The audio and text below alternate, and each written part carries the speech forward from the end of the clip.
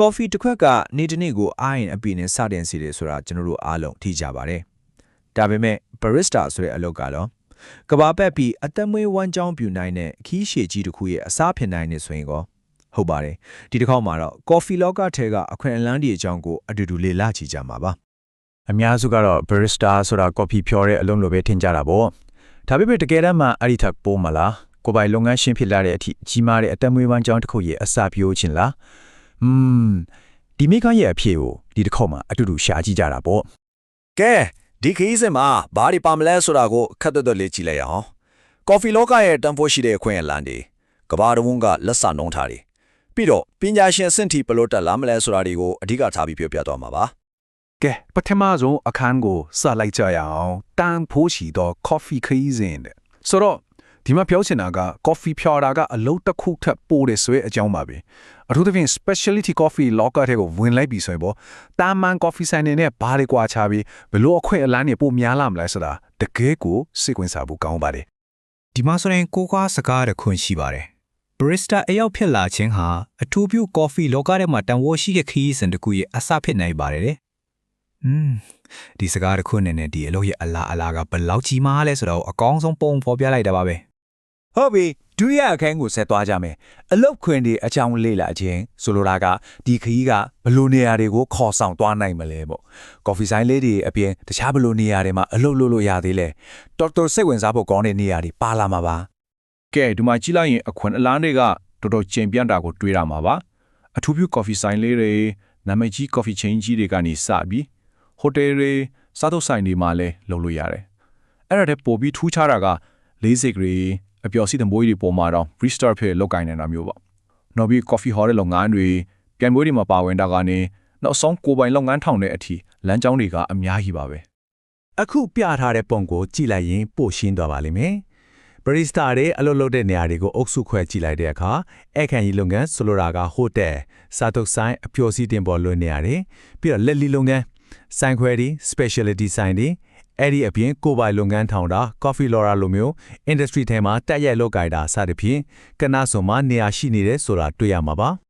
နေရာတွေကတော့စုံနေတာပဲအရေးကြီးတဲ့နောက်တစ်ပိုင်းကိုလာပါပြီအဲ့ဒါကတော့ဝင်ငွေဖို့ကဘာတဝန်းမှာ barista တယောက်ရဲ့လစာကဘယ်လောက်ရှိမလဲ coffee logger ရဲ့ငွေကြေးဆိုင်ရာအကျိုးအမြတ်တွေကိုတစ်ချက်လေ့လာကြည့်ကြအောင်ဒီဇာတ်ဝက်ကိုကြည့်လိုက်ရင် data လိုက်လာစားကွာခြားချက်ကတတော့ကိုတည်တာပါတယ်ဥပမာAmerican နဲ့ Canada မှာဆိုရင်လာစာဒေါ်လာ2000ကနေ3500ကျအဖြစ် tip ကနေနောက်ထပ်9000ကနေ1000လောက်ထည့်ရနိုင်တယ်။ Audio ဘတ်မှာဆိုလဲပြန်ပြယူရို1500ကနေ2500ကျပါ။ London Paris လိုမြို့ကြီးတွေမှာဆို3000ကျော်သွားနိုင်တယ်။အရှေ့လေပိုင်းအားထားချက်ကတော့နေရာထိုင်ခင်းနဲ့အစားအသောက်ခန်းစားခွင့်တွေမှာပါလာတတ်တာပဲ။အာရှဘက်မှာတော့ဂျပန်ကိုရီးယားလိုနိုင်ငံတွေကတမျိုး။ Thai Vietnam တို့လိုအရှေ့တောင်အာရှကတမျိုး။ခွာခြားချက်တွေကတကယ်ကိုစိတ်ဝင်စားဖို့ကောင်းပါတယ်။ အစပြုခြင်း starting point အနေနဲ့ကြည့်မယ်ဆိုရင်အရှိတောင်အာရှလိုဒေတာတချို့မှာလာစာကဒေါ်လာ400လောက်ခနဲ့စနိုင်ပါတယ်ဟုတ်ပါတယ်ဒါအစပြုလာစာပါဒါပေမဲ့ဒါကအဆုံးမဟုတ်ပါဘူးခီးရဲ့အစမှတ်တစ်ခုပါပဲအဲ့ဒီနေ့အမြင့်ဆုံးဘက်ကိုကြည့်လိုက်ရင်တော့ American Canada လိုနေရာတွေမှာ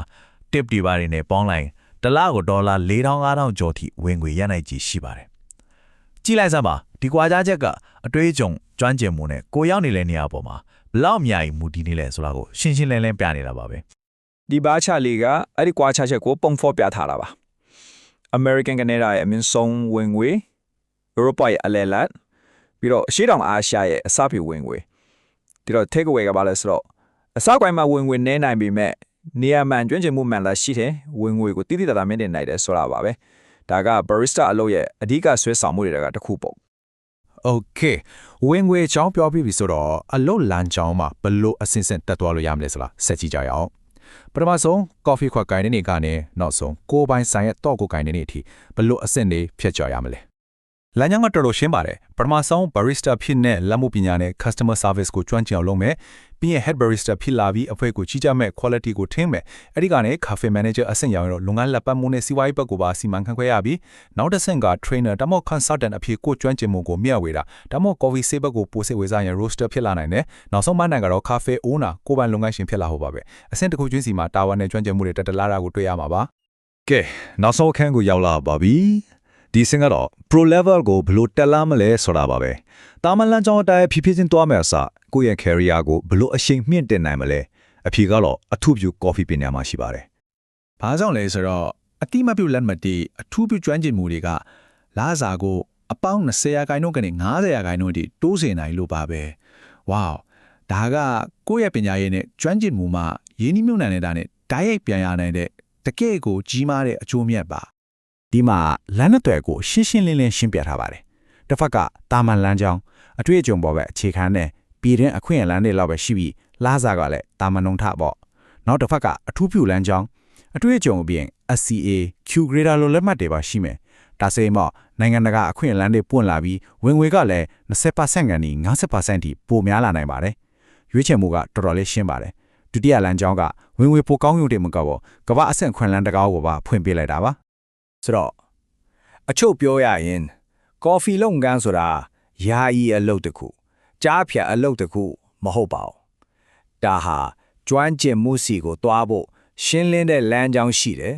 တိတာထင်ရှားတဲ့အကျိုးအမြတ်တွေလည်းရှိတယ်တကယ့်ကိုကဝါလုံးဆိုင်ရာခီးစဉ်ကြီးတစ်ခုပါပဲ အခုကျွန်တော်တို့လီးလာခဲ့တာတွေကလက်ရှိချင်းနေတွေပေါ့ဒါပေမဲ့အနာဂတ်ကိုကြည့်လိုက်ရင်တော့ coffee ပညာ coffee လက်မှုပညာရဲ့အနာဂတ်ကဘလို့ပုံစံဖြစ်လာနိုင်မလဲနီးပညာတွေနဲ့အတူဘလို့ပြောင်းလဲသွားမလဲဒီမေကွန်လေးကိုစဉ်းစားစရာအဖြစ်ထားခဲ့ရင်းနဲ့ပဲဒီတစ်ခေါက်ရှင်းတဲ့တင်ပြမှုကိုအဆုံးသတ်လိုက်ပါစီ